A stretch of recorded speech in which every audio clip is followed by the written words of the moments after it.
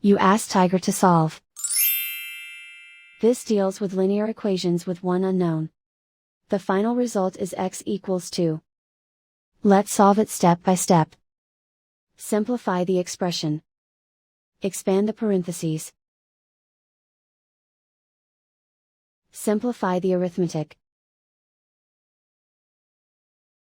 Group like terms. Combine like terms.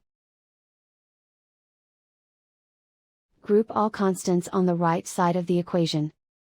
Subtract 14 from both sides. Simplify the arithmetic.